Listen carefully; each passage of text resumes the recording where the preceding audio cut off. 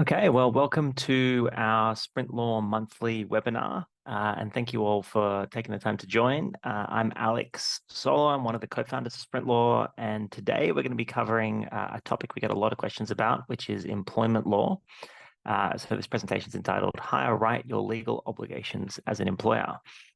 Before we get into the detail of the presentation, a couple of disclaimers. I'm going to try and provide obviously answers to questions that people are welcome to ask throughout the presentation and a summary of information. But, to the extent that I'm providing specific comments on questions, please don't take it as specific legal advice. It's always best to speak to one of our team before you rely on anything that's mentioned in this presentation. A quick introduction to who we are for those who are not Sprintlaw clients or members already. We're an online law firm. We provide legal services to startups and small businesses. Our model is a little different to traditional lawyers.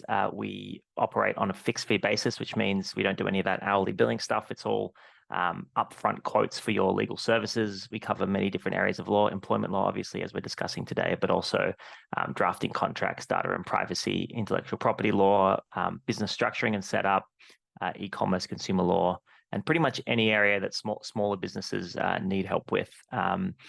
And we have an optional membership, although the majority of our clients end up signing up to it. And it offers a bunch of features, including the ability to just book quick calls with our lawyers whenever you have a quick question, discounts on our services, and some other sort of software tools. We're actually in the process of really kind of exciting upgrade to our member platform, which is scheduled to go live in a couple of months, which we've been working on for about 12 months. So it's actually quite a good time to join the membership for those who are not already members.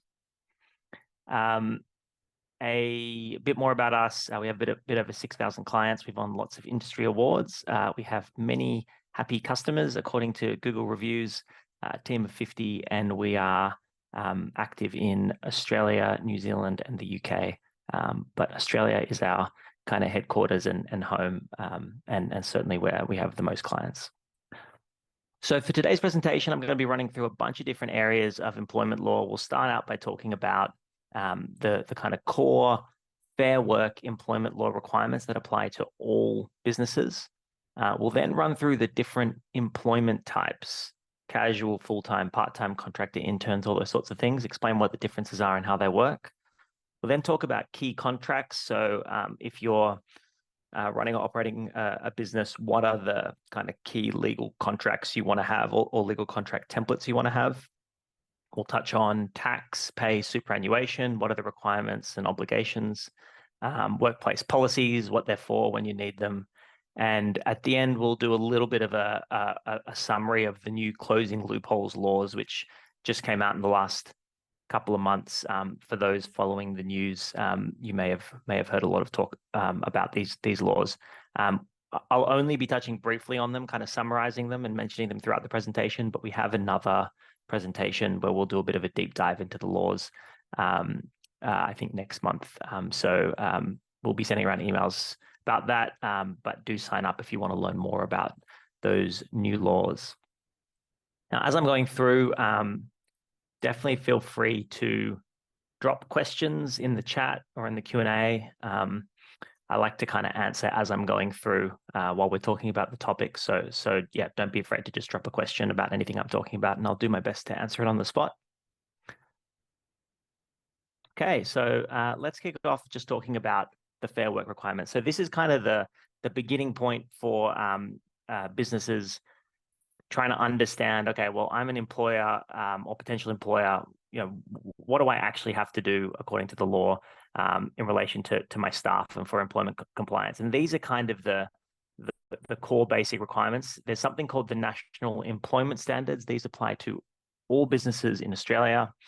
There are a set of about 10 standards, which we'll cover in a moment what they are, but they're a set of kind of key laws that have things like minimum wage and so on.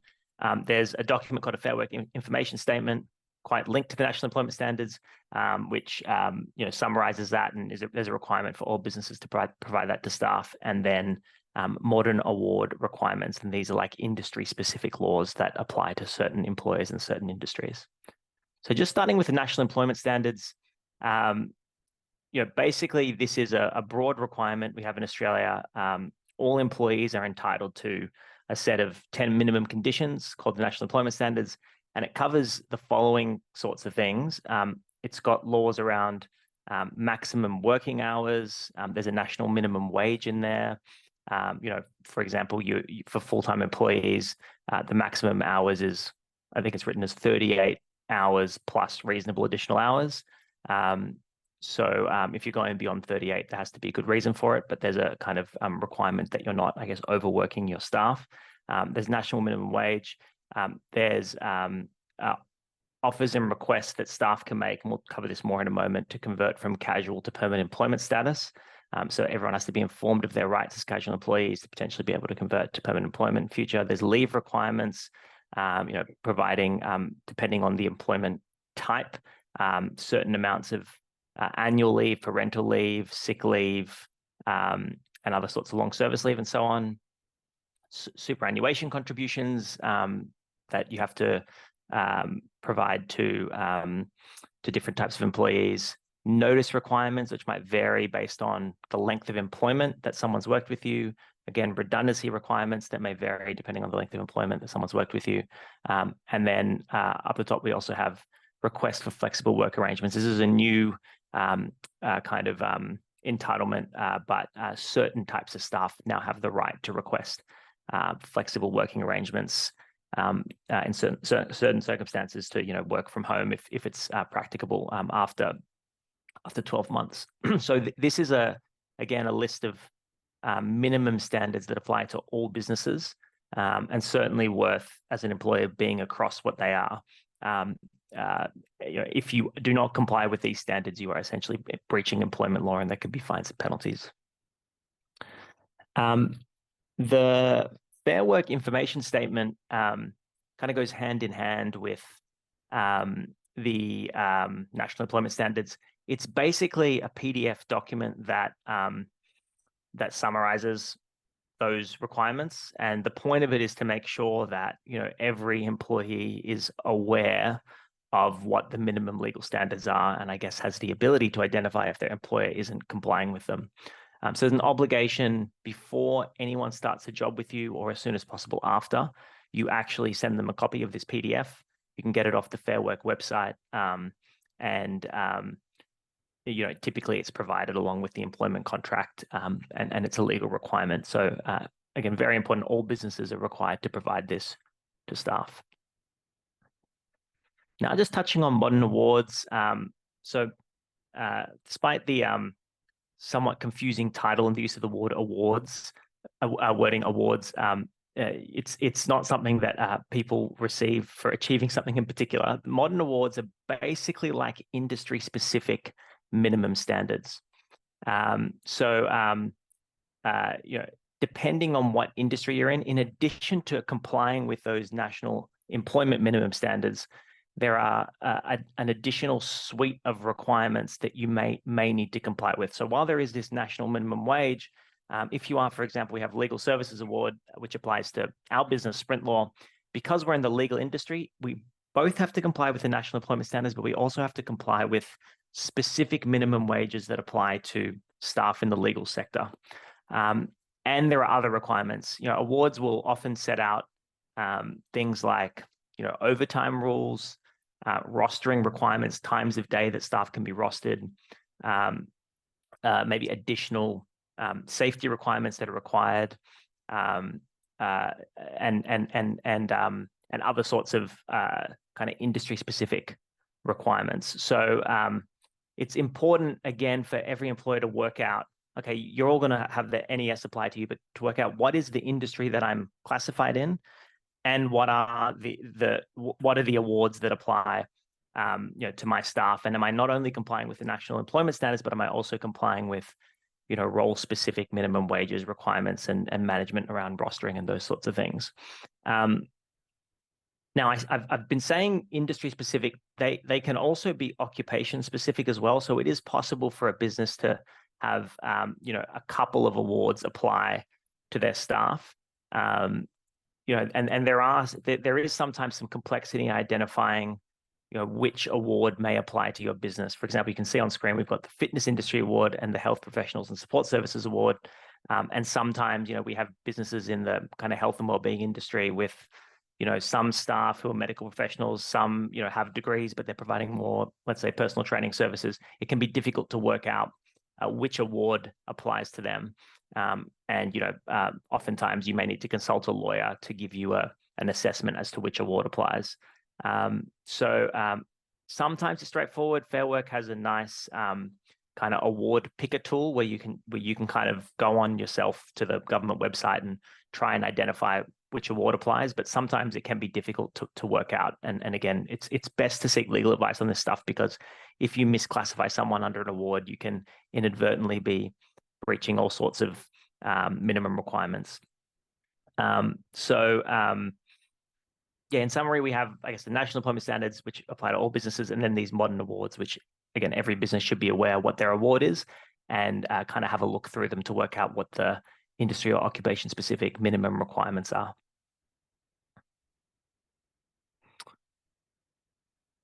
So that's the kind of basic employment regulation.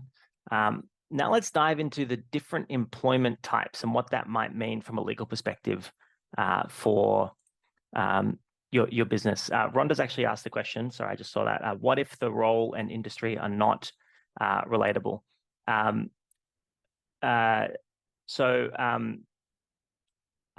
assume what you mean by that is there is a specific role that you have. Maybe it's, I guess, let's say an IT role inside, a health industry business.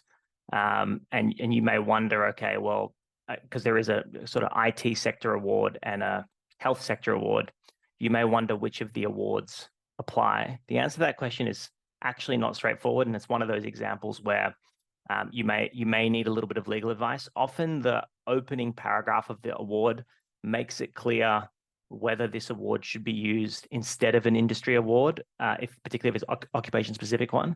And oftentimes you will end up turning to the industry award if there is one.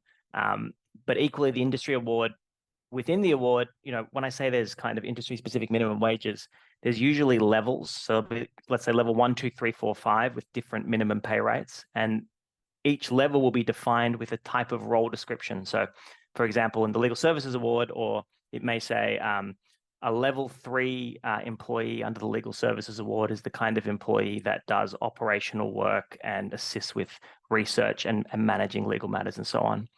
So if within the industry award, you can see in the text of the award that there is a role description that quite neatly matches what that staff member's doing, even if there's an other occupation-specific award, you'll often just fit it into the industry award.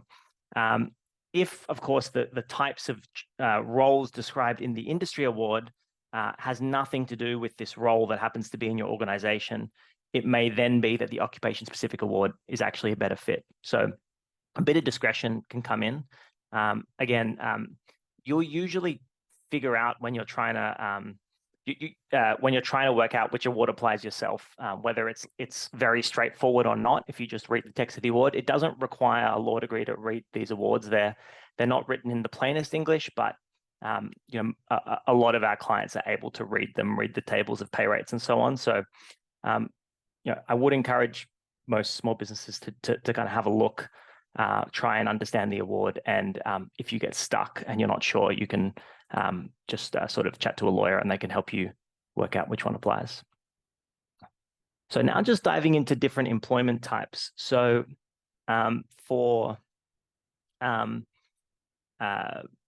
organizations, there are many different ways you may like to engage individuals or staff to work for your business. The most common ones we have set out on this slide: full-time, part-time, casual, independent contractors, and then interns. And I'll just go through each of these different employment types and talk about what they are and what are the legal considerations for each type. So just beginning with casual staff.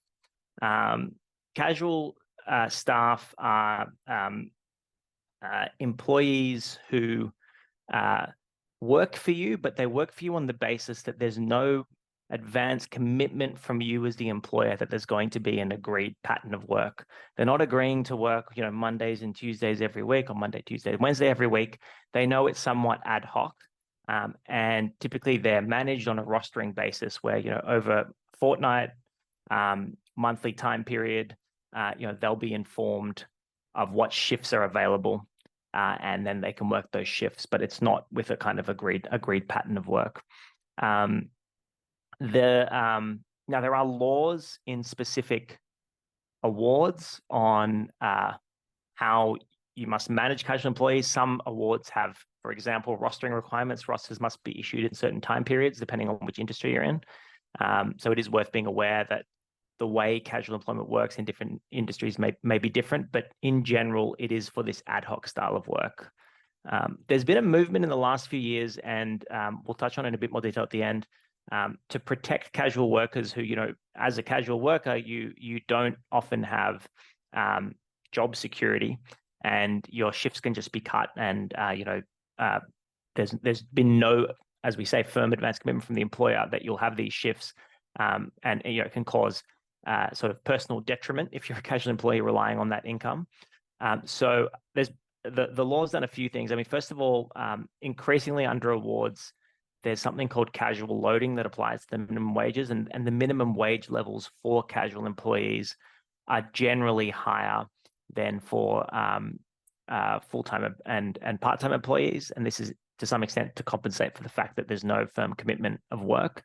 Also, casual employees by nature don't get access to as many leave entitlements as full-time and part-time employees, which we'll talk about in a second, like annual leave and sick leave and so on. So again, the higher pay rate that you often see for casual employees under these awards is meant in lieu of these sort of benefits.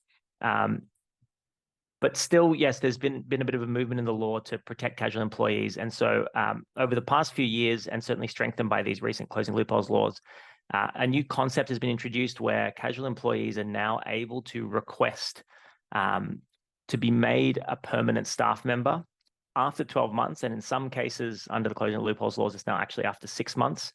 And if they make a request, the employer can refuse the request, but it must be on reasonable grounds. And if there has been an emergent pattern of work where, it was meant to be ad hoc, but they're typically working the same number of days, it can be difficult for an employer to lawfully refuse the request. So it is worth being aware. For a lot of small businesses, hiring casual employees can be great because, you don't want to guarantee long-term work. But if you have kind of longer-term casual employees, it can present a risk of, having to sort of take them on as a permanent employee. Rachel just asked, what if you offer a casual worker part-time and they reject the offer? That's totally fine and is in fact very common. We have a lot of clients who, particularly since these laws came in around the casual conversions, have sought advice from us, and we help them draft the response letter or the offer letters or the notification letters. And I would say that in the majority of cases, casual workers actually like being casual and they do reject the offers. So it's quite common, and it's fine. The legal requirement is just that you are making, currently it's that you're making the offer. Actually, under the closing loopholes, they've relaxed that requirement, and it's on the employee to make the request now. So it's a little different. But if you do make the offer and they reject it, you don't have any further kind of legal obligations. Siobhan's asked, if there's ongoing work but no set schedule, can they request to be permanent? They can still make the request, but that may be a ground under which you can, refuse the request lawfully. And you can say, look, this is a true casual role. We can't turn it into, a part-time role because there is no set schedule due to the nature of work, and therefore we can't accept that request. The law doesn't require you to absolutely employ them if they make a request. It's just a request which you can only refuse on reasonable grounds. So that is a common reason, in fact, why a lot of the requests or offers don't turn into permanent roles. We've got another question. What if the casual worker regularly works the same days each week, but there's no guarantee from the employer that the days they work will continue in the future? For example, an agreement with the supplier falls through.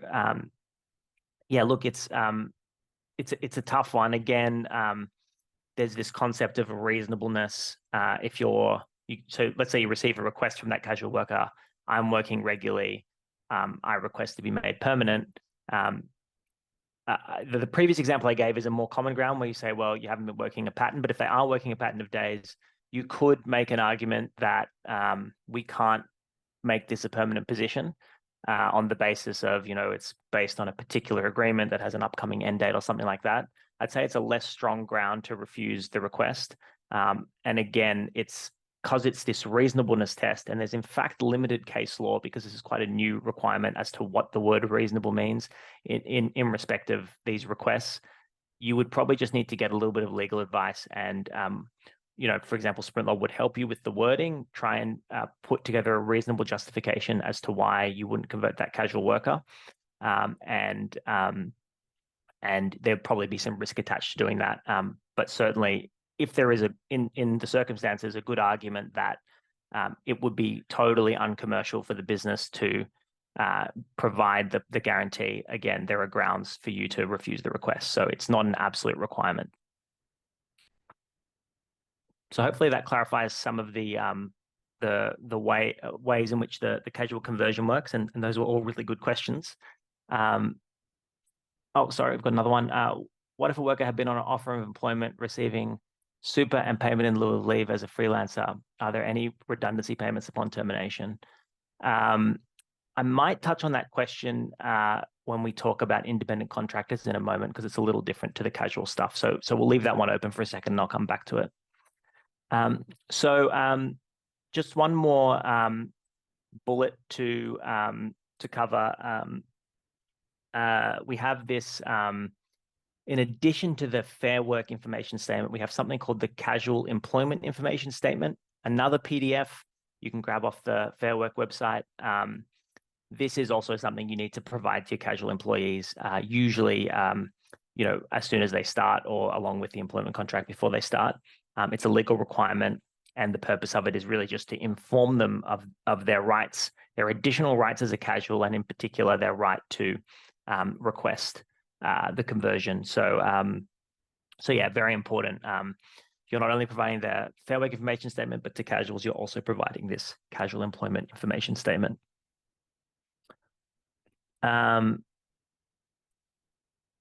Sorry, we've got a couple more questions, which are probably worth answering. Chirag's asked, when do leave entitlements start when moving from a casual employee to a permanent one?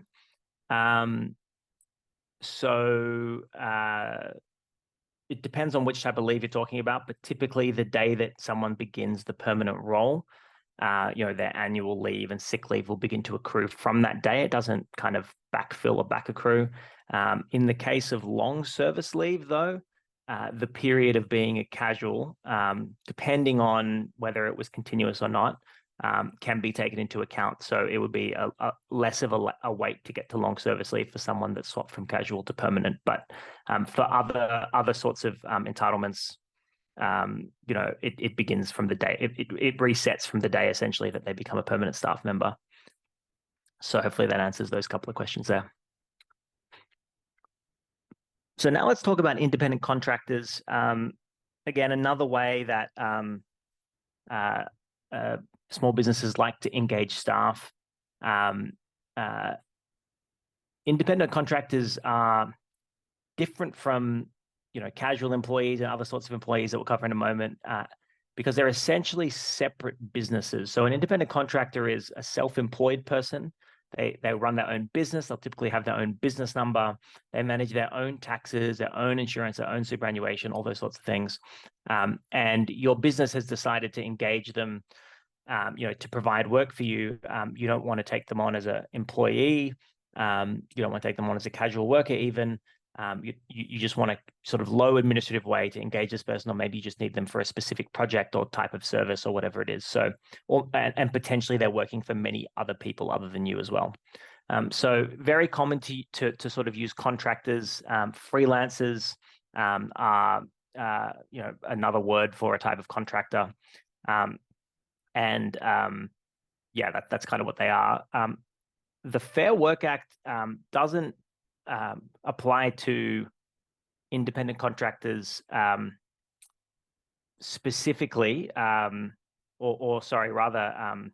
in detail, but it has lots of incidental laws that do affect the way you deal with independent contractors. I mean, the basis of the independent contractor arrangement for a small business is that it's very simple. You just have a contract with a business, and you don't need to worry about all of this Fair Work information statement, modern award, all of this kind of stuff doesn't apply, which is why it can be very attractive to work with staff as independent contractors in the early days.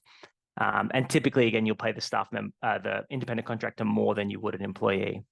Of course, because it's so attractive to manage things this way, it has resulted in over time situations where businesses are setting people up as independent contractors, but really, if you look at what they get paid per hour, they're getting paid below national minimum wages, and the employer is really using it to avoid workplace laws rather than having a true independent contractor arrangement where that person's actually running a separate business.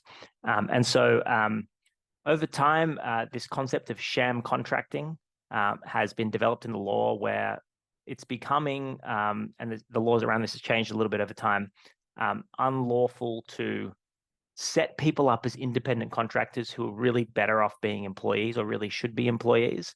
And if you're found to be treating someone who, as an independent contractor, who really should be treated as an employee, and the only reason you're doing it is to avoid, tax, insurance, superannuation, minimum wage requirements, etc., there can be liability for breach of the Fair Work Act, and also an obligation for you to back pay benefits, back pay superannuation.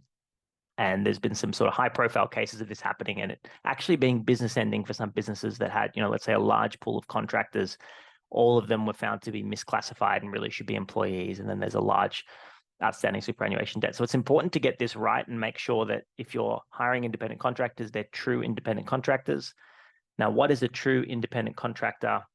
That's a subjective question, like pretty much everything in the law, and certainly employment law. And it's changed a lot, including being recently changed again under the very recent closing loopholes legislation. We have on screen a good summary of how lawyers and regulators think about whether someone's an independent contractor or an employee. Now, crucially, it doesn't matter what you write in the contract. If you have a contract that says this is an independent contractor agreement, that doesn't mean that person is an independent contractor. The law will look beyond the contract and will look at these factors. Well, what did this person really have control over the work they did? Were they really running an independent business, or did you tell them everything they had to use? Did you give them all the tools and equipment, or did they have their own tools and equipment? Who bears the risk if things go wrong?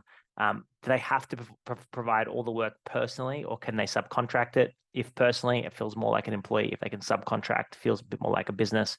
How many hours they're working? Is it almost full-time, or is it occasional?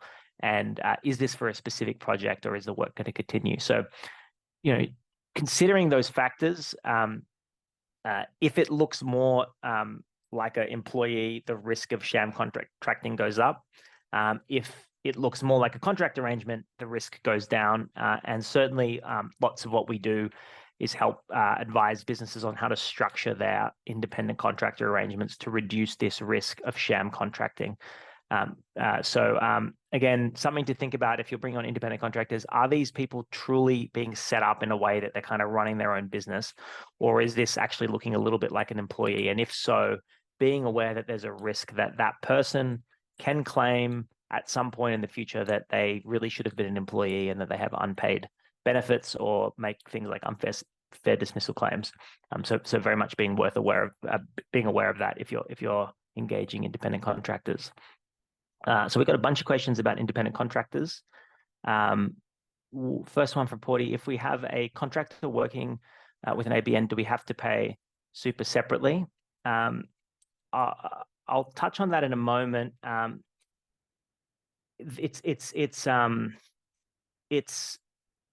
certainly the case that for many independent contractors, they're running their own business. They have to take care of their own superannuation. There are tax laws, which are separate to employment laws, that do say there are a class of contractors who, if they're really only working for you, providing personal services and meet another set of criteria that's similar to what we have here, but a bit different. Sometimes independent contractors are required to be paid super. It's in the minority of cases, but it can happen. So, so something to discuss with probably with your tax advisor. Again, I have a section on super in a moment where I'll cover that. But generally no, but sometimes yes is the answer to that question. Chirag's asked, can we restrict a contractor to only work for us as an employer? We need them to work full-time hours and want to ensure they're fully efficient given the nature of work. And yes, you've correctly sort of said, yes, look, you can certainly have restraint clauses in contract agreements where you say, you can't work for a competitor. You must work exclusively for us. Now, if that exclusivity is over a short time period and is clearly related to a specific product, a project, and these other criteria are not met, they're bearing all the risk, they supply the tools, they've got control over how the work's performed, the risk of sham contracting would be lower. But certainly the fact they can only work for you feels employee-esque. And so there's a risk there. So it's not a determining factor. It would just depend on the overall arrangement.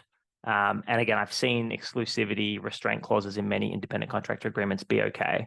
But again, if they are not only exclusive, but all of these other requirements are also kind of ticked off, then you do have this risk of them being a deemed employee. I think we got a follow-up question. What if the employee wants to work as a contractor in such cases? Yeah, look, lawyers would view that in terms of practical risk. So we would say, it doesn't matter what the employee and the contractor it doesn't matter what the employer and the contractor actually want in practice. The law says whether or not someone's an employee is an objective fact determined on these factors. So even if both parties don't want there to be an employment relationship, FairWork and ATO and so on can still say, well, too bad there is one. That said, in practice, and the reason I use the term practical risk, how will this become an issue? Typically, it becomes an issue because the contractor makes a complaint to the ATO or to FairWork that they haven't been paid an entitlement. So if it's unlikely that the contractor is going to make a complaint and you're in this gray area, it's a business risk, but you may take the view that this has some legal risk but low practical risk. Lawyers would generally advise you, doesn't matter what both parties wants may change over time, your business is at risk. So we recommend that you do what you can to minimize the risk of sham contracting. But certainly a lot of small businesses just know that this won't be an issue with one contractor and choose to keep operating with the theoretical risk of sham contracting. So we would generally advise against it, but ultimately it happens, and so it's a decision ultimately for the business how they want to manage that. Melissa's asked a question: what's the difference between an independent contractor and a supplier? Not much. I mean, it's a terminology thing. Some people use the term supplier to refer to people that contract to them. Some people use the term supplier to refer to people that supply fruit and vegetables to their grocery store. Supplier doesn't have a legal meaning. It just means someone that supplies stuff to you. In certain industries, it's very common that people say, "Oh, I have 10 suppliers," and they mean they have 10 independent contractors. But the legal term we have is independent contractor is a person that's running their own business that's working for you, which you may colloquially refer to as a supplier in your industry. So that's the answer to that question. And I think I had a question from before I said I was going to answer. See if I can pull it up.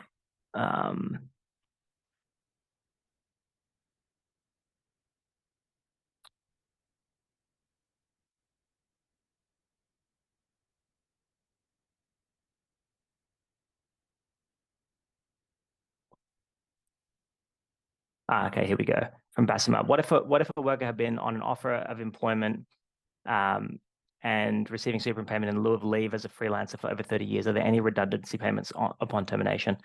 Yeah, look,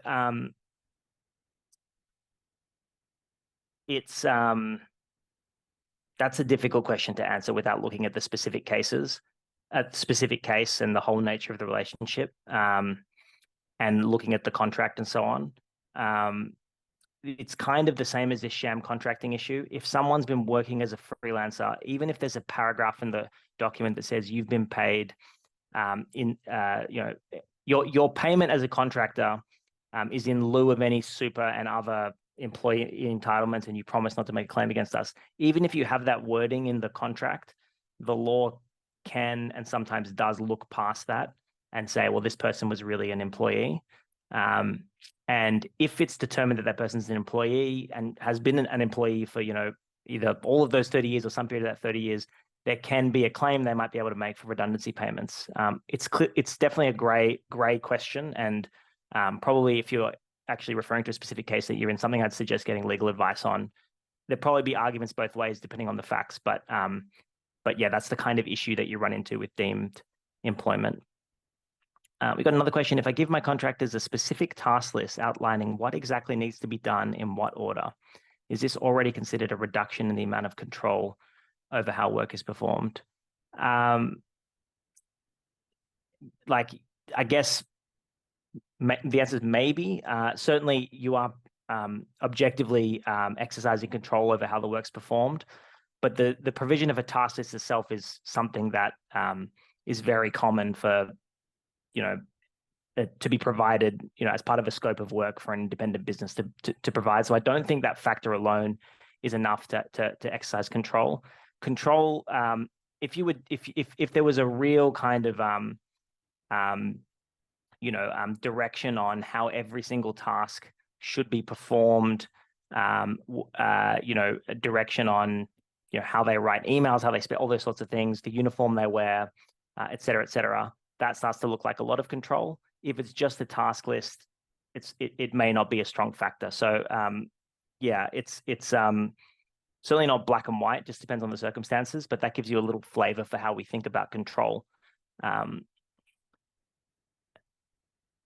Basimus asked, can this be claimed some years later? The redundancy payment, back on that question, potentially there's things called limitation periods for claims. So I think if a significant amount of time's passed, it may be too late. Again, I think that sounds like a specific case, so I would suggest getting some advice on that one.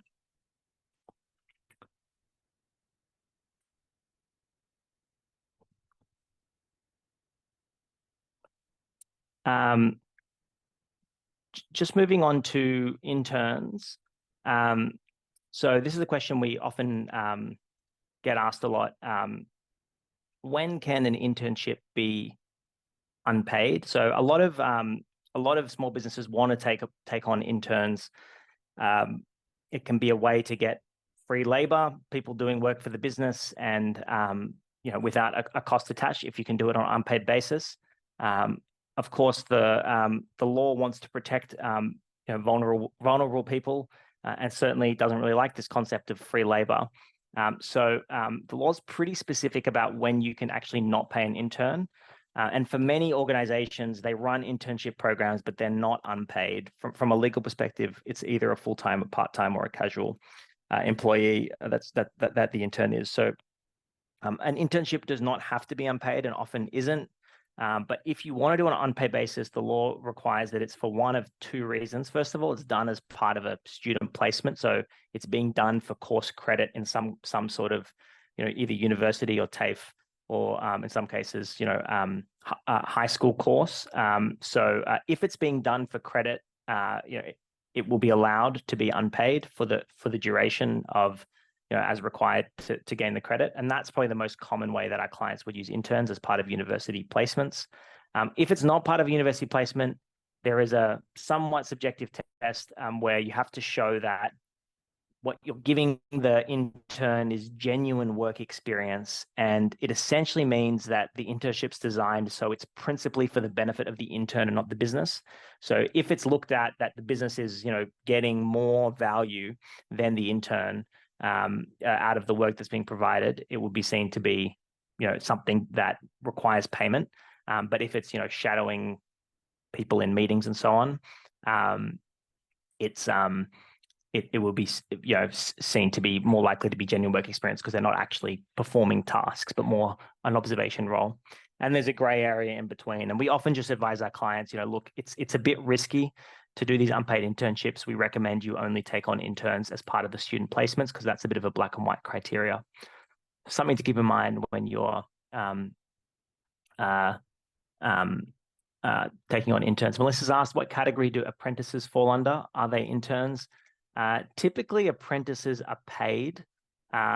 And although there can be apprenticeships as part of a course or degree, and if it's required that an apprenticeship is done, for the purpose of the course or degree, you can have a period of unpaid apprenticeships if that meets the criteria for the course or degree. But typically, apprentices are paid. Again, apprentices are not a legal concept. They're not mentioned anywhere in the FairWork law. We do have laws around internships, but in practice, that's kind of how apprentices are treated. I would say usually paid, if that makes sense. Okay.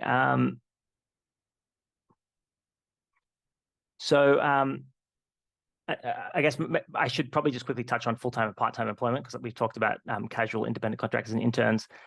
Full-time and part-time employment are, the most permanent way that a business can employ staff members. If you are a full-time employee, as per those national employment standards, you're typically working 38 hours a week in Australia, so 7.6 hours a day. You can be required to work reasonable additional hours under the law beyond the 38. Definition of reasonable is again subjective, subject to things like work health and safety requirements. Typically it's a 38-hour job. Anyone who's working less than 38 may be considered part-time. Part-time employees, from a legal perspective, are very similar to full-time employees. They just will be paid on a prorated basis. If they work 20 hours, they may be paid a full-time equivalent of 20 over 38, if that makes sense. Oftentimes and we'll talk about contracts in a moment, when we're preparing contracts for full-time and part-time employees, we use the exact same contract template because they're very, very similar.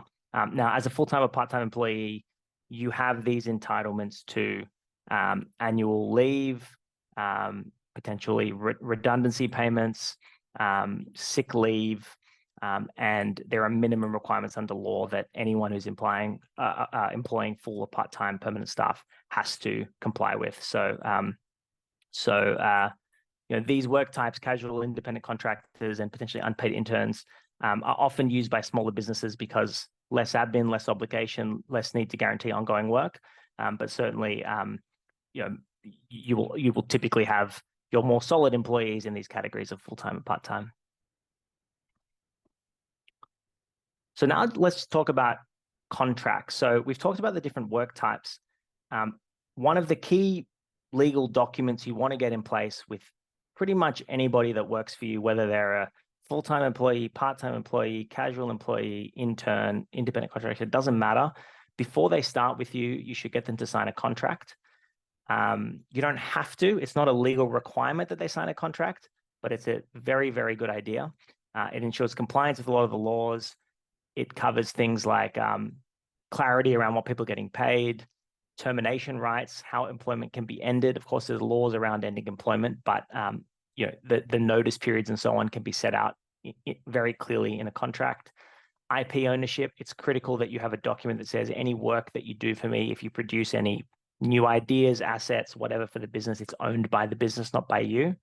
Confidentiality clauses, probation periods, if you want to include them, and so on. So the contracts themselves can't override the modern awards. You can't say, we both agree that we don't want to pay minimum wage. You can't say, we both agree that we don't like the modern award, we're going to ignore it.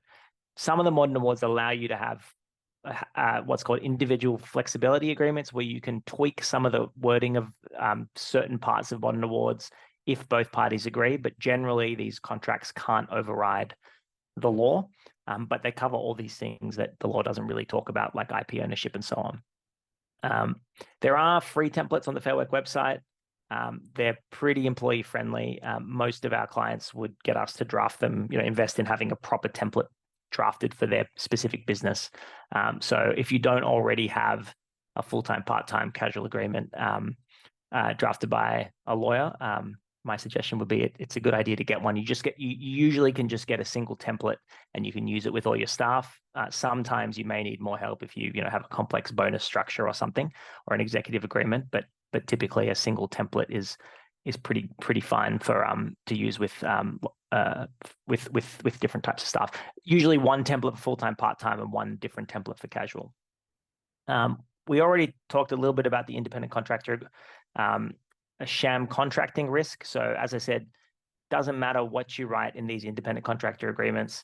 Again, that can't displace this sham contracting risk. If the real nature looks like an employment relationship, there are risks.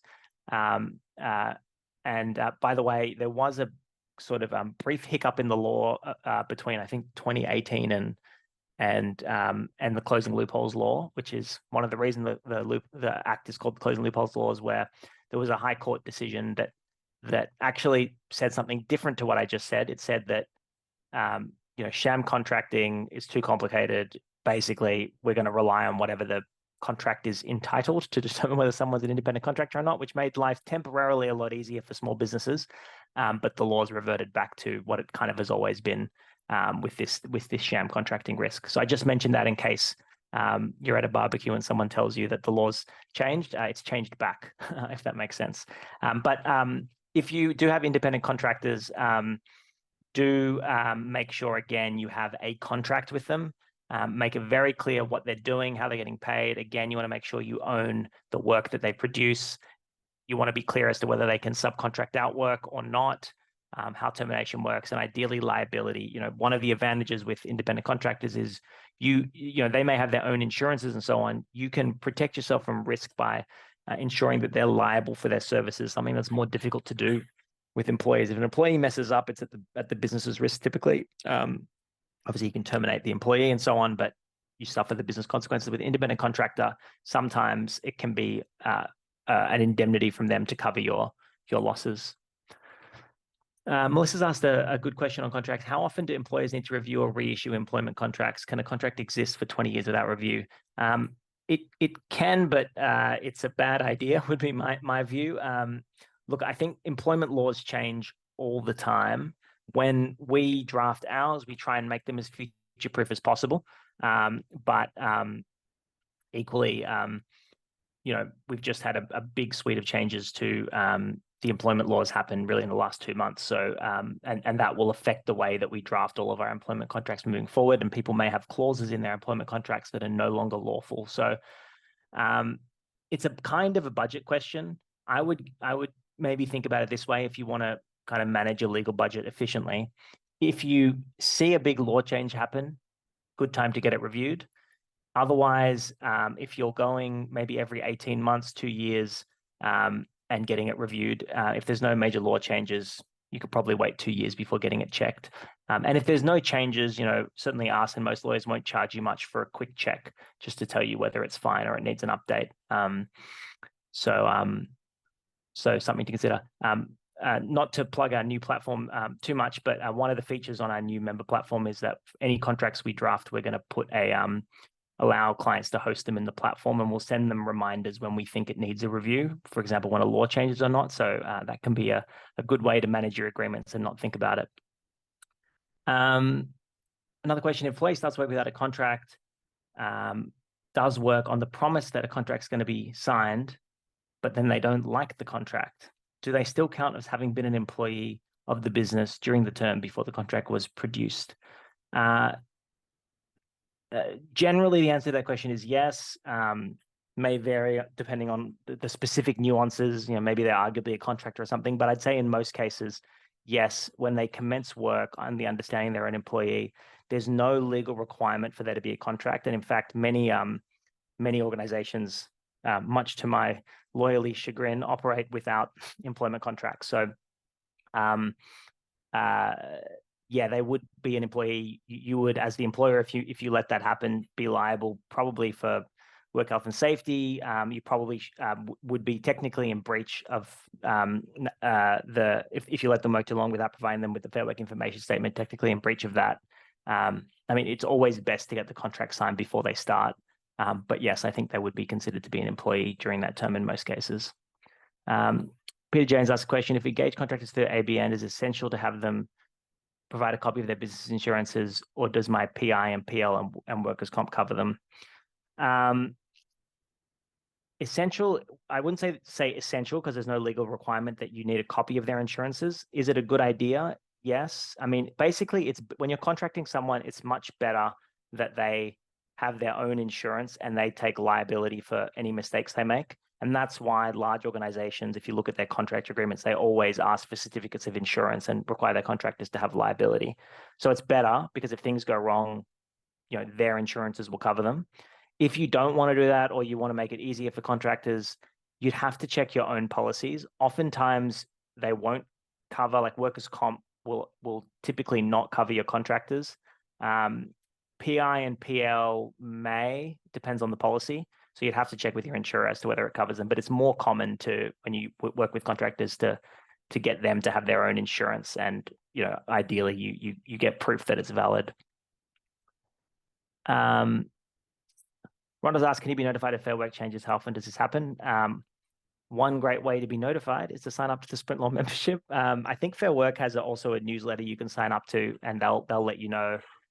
So those are two ways you can be notified.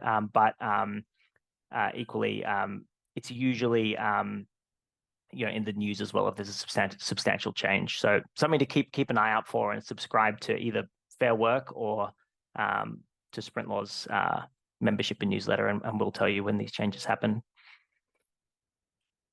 Can you say it's recommended that you have your own insurance, or should you ask for it? I assume you're talking about with contractors.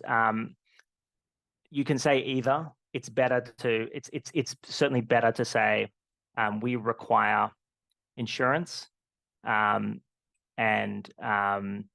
we require proof of insurance. Because otherwise they could say that they have it, but then when you come to rely on it, it's not valid. So better to ask for proof, but again, not essential. And for a low risk role, you might not go through the admin. So yeah, it's just a risk management aspect. Okay, we'll quickly touch on tax superannuation. Conscious we've only got 5 minutes and a little to get through, so I'll try and flick through these slides and then deal with any other questions we have at the end. So, when you're employing staff, and this does not apply to when you're truly contracting staff, you have obligations to pay and manage their tax, give them pay slips, maintain records, and pay superannuation. Just to go through each of them, as an employer, you basically need to make sure that when you're paying your staff, you're withholding from payments. You're withholding tax from the payments that you make to them, so they receive their salary or wage net of tax, and you're transmitting their tax, straight to the government or to the ATO via the PayG withholding system. It's just part of the way that the tax law works, and ensures that tax revenue is going to the government, so as it's paid. For very small businesses, you don't have to do this on a monthly or fortnightly basis. You can do it a little less frequently, but most of our clients are doing it, either as part of fortnightly or monthly payroll. If you provide fringe benefits to employees, so you're giving them, entertainment, parking spaces, or those kinds of benefits, there may be other tax obligations. You may have to pay tax on the payments that you've made to them. So that's an area to always be aware of if you're providing, non-work related reimbursements or payments to staff that's outside of their wage. There can be taxes that apply to that as well. For some businesses who exceed a certain threshold level, so not for very small businesses, but businesses that are paying above certain thresholds, I think 500K or $1 million, depending on which state you're in, there's an additional tax called payroll tax, which is a state-based tax, and can be payable when, total wages exceed a certain level. if you're a business with multiple employees, it can be a good idea to just get a bookkeeper/accountant to manage this tax stuff for you. While you're a sole trader or operating on a small scale, you can manage this stuff yourself, but it can get a little complicated, especially when things like payroll tax come into play. So you may want to get some professional help. There are also some great platforms out there, Xero, Thriday, one of our partners, who help manage a lot of your tax obligations for you. So the software solution can be cheaper than actually using accountants as well. Pay slips are required to be given to employees within 1 working day of payday, even if they're on leave. Again, there's a lot of the softwares I just mentioned manage this for you, but it is a legal requirement, and you're actually required to keep, certain records for up to 7 years for at least 7 years for your employees in terms of what you've paid them and their pay slips and so on. And then superannuation for full-time, part-time, casual staff, you must pay a percentage of their income into their nominated super fund. I mentioned earlier, there's also this kind of niche category of contractors who really are almost like employees who may also be entitled to super. Current percentage of superannuation is 11%. So that's 11% on their kind of gross wage before tax. It's moving up to 11.5 in July 2024, and it's going to go up to 12% in 2025. And this is a legal requirement to pay superannuation.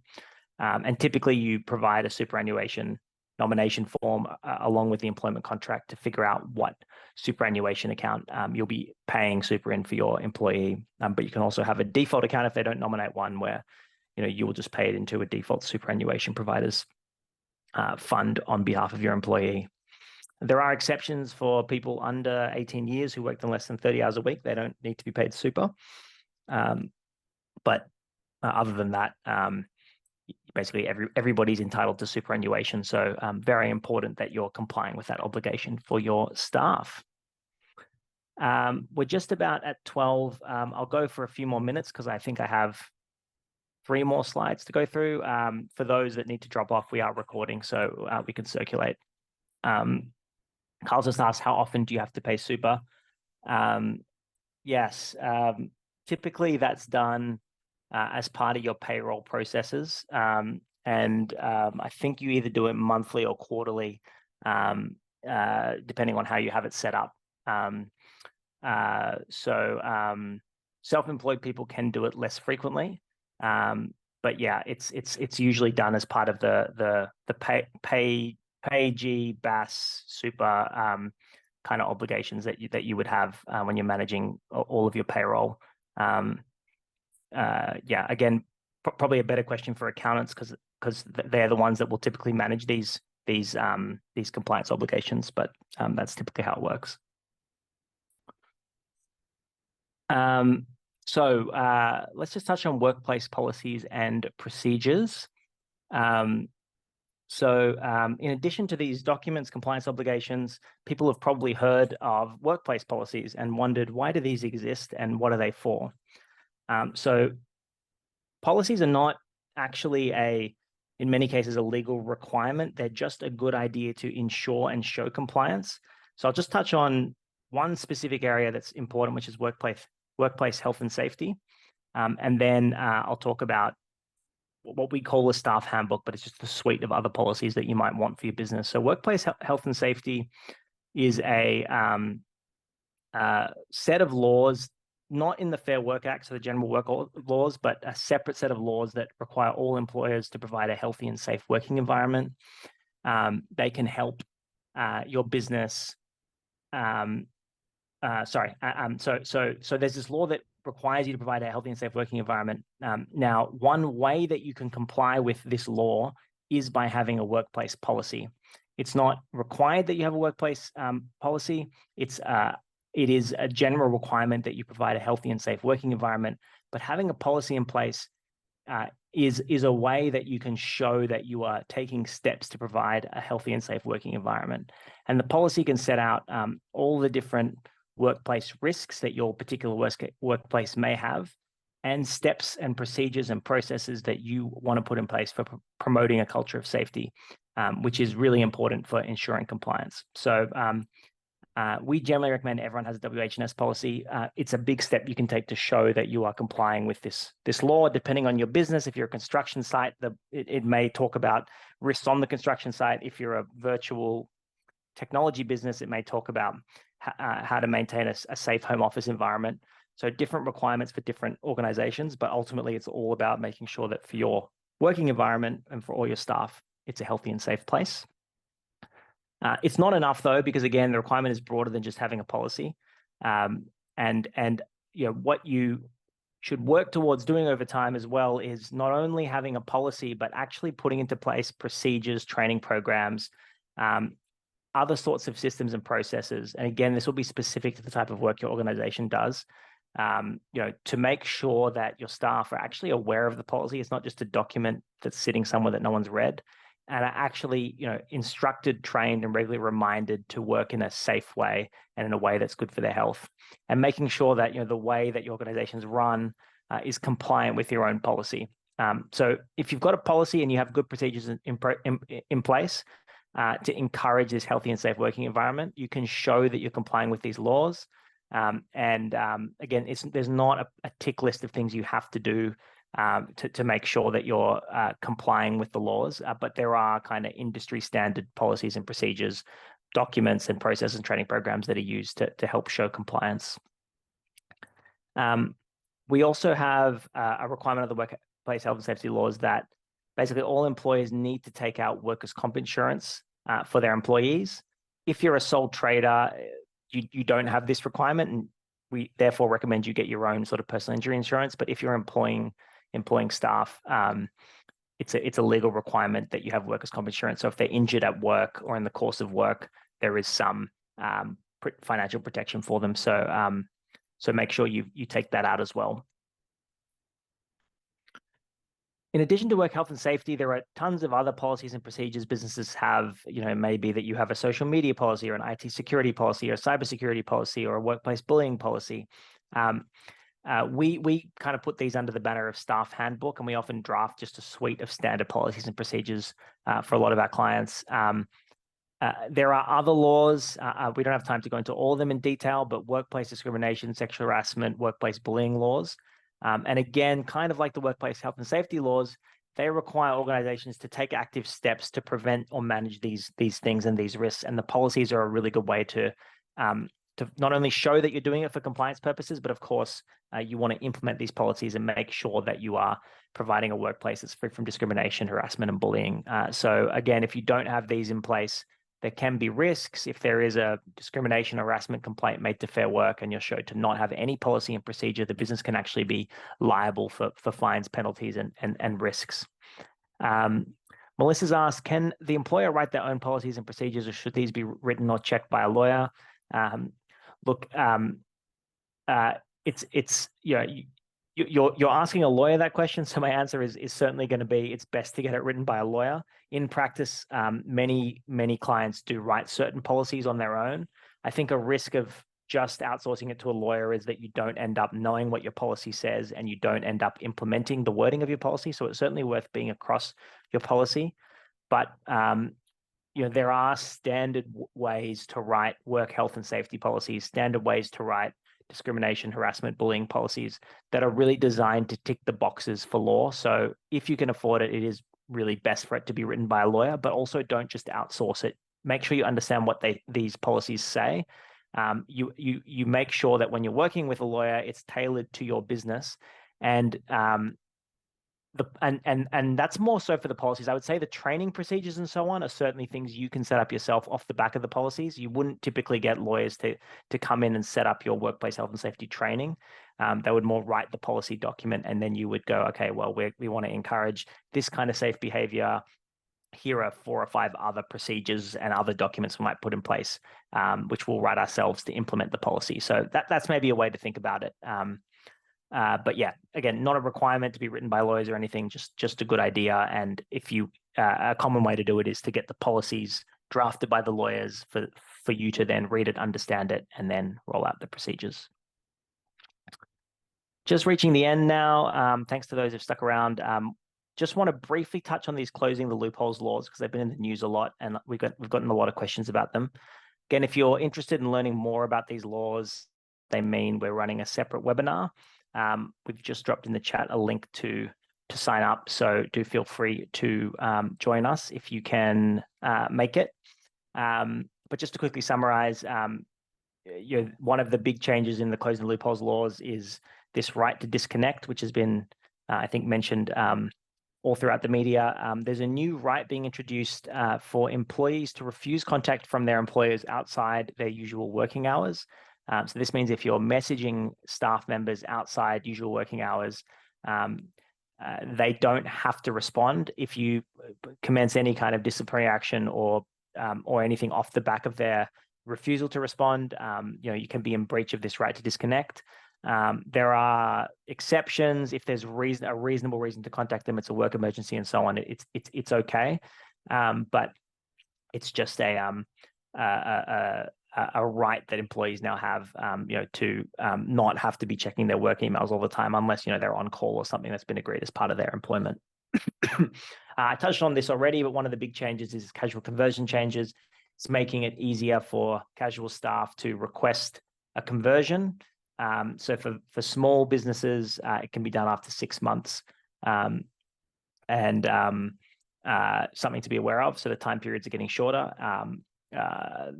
There's laws affecting the gig economy, targeted at platforms like Uber that are introducing minimum standards for people who are contractors, true contractors, but they're operating through gig work. And it's almost like a modern award or a set of minimum requirements for gig worker independent contractors. So if you operate a gig-based business, worth looking into these changes. And again, we'll talk about them more in our next session. I went into great detail already about the sham contracting test and touched on the fact that it's changed back to its old position. So again, that was a big change in the closing the loopholes laws to change it back to this somewhat gray area sham contracting test. And again, the law will be looking at the real substance, practicality, and true nature of a relationship and working out if someone is truly an independent contractor rather than looking at the title of the contract. There's a new laws around unfair terms and contractor agreements. If your contracts with your freelancers, independent contractors are too harsh and you don't pay them enough, they now have rights to raise a dispute. So again, if you've got independent contractor agreement templates that you're using, you may want to get them checked to make sure there's no unfair terms in them. And finally, across the board, they've just increased the penalties for workplace breaches. In the past, FairWork's been referred to as a bit of a toothless tiger in the sense that it has all these laws, but it never enforces them. And now we're expecting to see a bit more of a focus on compliance, off the back of these laws. So it's a good time to get compliant with your employment law systems and processes if you haven't already. That's it from me. Thanks to those that stuck around for the extra 10 minutes, and I hope you found this presentation useful. If you have any questions, do feel free to reach out to our team. You're also welcome to take advantage of the member offer that we mentioned. Otherwise, hopefully we'll see you all in one of our upcoming webinars over the next few months. Thank you all so much. We'll see you later.